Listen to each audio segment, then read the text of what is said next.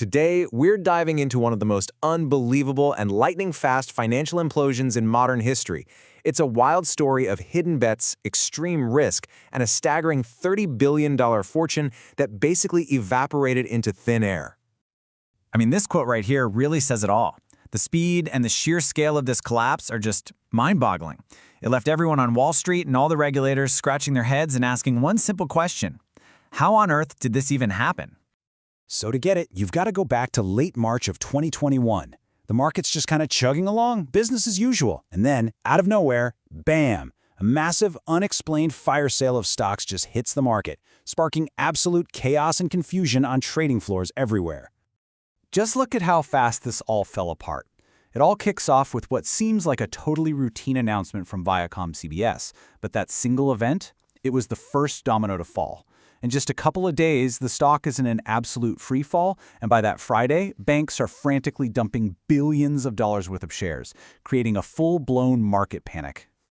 And here is the final bill for all that chaos: $30 billion. Just gone. That number includes a personal fortune of $20 billion, completely wiped out in just 2 days, and another $10 billion in losses for some of the biggest, most sophisticated banks in the world. So, of course, everyone is asking, who was behind this, and how was this even possible?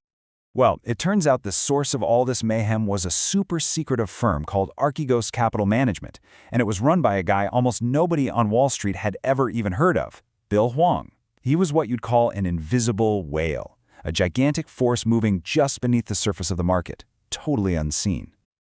And Hwang himself, he was a man of just stunning contradictions. On one hand, you have the son of a pastor, a deeply religious man living this quiet, modest life in suburban New Jersey. But on the other hand, you have this protege of a hedge fund legend, an incredibly aggressive trader making these enormous, risky bets, all while believing his work was some kind of divine mission. But here's the thing, this wasn't his first time getting into trouble. See, back in 2012, his hedge fund, Tiger Asia, actually pled guilty to insider trading. Hwang got slapped with a huge fine, and, this is the crucial part, he was banned from managing public money.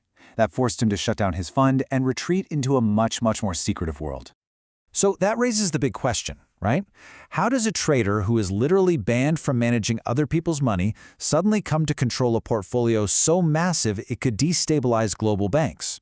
Well, it all came down to two key financial tools that let him operate completely in the shadows, totally off the regulatory radar. Okay, let's start with tool number 1 in his secret kit.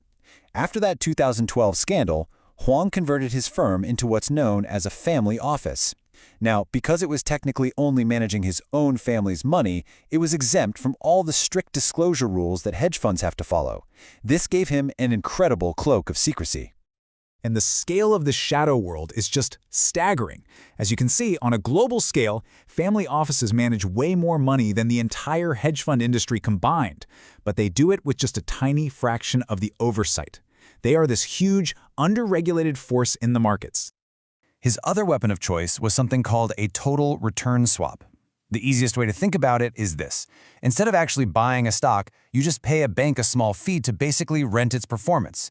You get all the profit if it goes up, but you're also on the hook for every penny of the loss if it goes down. And the key is, you can do this with very little of your own money down. So here's how he built his entire house of cards. Archegos would go to a bunch of different banks. We're talking Goldman Sachs, Credit Suisse, Nomura, and he'd take out these swaps on the same small handful of stocks. But because the banks were the ones technically owning the shares, Hwang's name never showed up in any public filing. And here's the kicker: no single bank had any idea of the true, terrifying scale of his total exposure. This is what's so incredible. This strategy allowed Archegos to secretly get exposure that was equivalent to owning more than half of some publicly traded companies. He was the invisible whale, all right? And the entire market was completely blind to the insane systemic risk he was building up day after day. Okay, so now that you know about his secret toolkit, let's jump back to those final, chaotic days in March 2021. With all this massive hidden leverage, Hwang's portfolio was basically a ticking time bomb, just waiting for a single spark to set it off. Yeah, this analogy is just perfect. You had all these huge banks that had lent a ton of money to the same guy in the same building without any of them realizing it. And when that Viacom CBS stock price suddenly plunged, The fire alarm, the margin call, went off everywhere all at once. That sharp drop in the stock was the single gust of wind that brought the whole structure crashing down. Every single bank demanded more cash, more collateral at the exact same moment. But Archegos was completely tapped out. The fire was spreading fast, and the banks had a simple choice: get out now or get burned. And this table right here shows the brutal consequences of that choice. The banks that moved fast, like Goldman Sachs, they dumped their positions immediately, and they escaped with hardly a scratch. But the ones that hesitated, maybe hoping the stock would bounce back, they got absolutely incinerated. Credit Suisse lost a staggering $5.5 billion. Nomura lost nearly $3 billion. The collapse itself was incredibly swift, and you know what? So was the fallout. For Bill Hong, for the banks that enabled him, and for the regulators who were caught completely flat-footed. The aftermath was an absolute bloodbath. Huang's personal fortune? Vanished. Poof. Top executives at the banks that lost billions? Fired. And Huang himself was eventually arrested and hit with massive charges for fraud and market manipulation. You can bet this whole implosion sent shockwaves through Washington. The SEC immediately started proposing new rules to close this exact loophole. The goal was to force these huge hidden bets out of the shadows and into the daylight so that something like this could never, ever happen again. And that really leaves us with this final, kinda unsettling thought. The Archegos collapse exposed a massive, glaring blind spot in our financial system. The rules might be changing, but it really forces you to ask, are we actually safe from the next, maybe even bigger, invisible whale?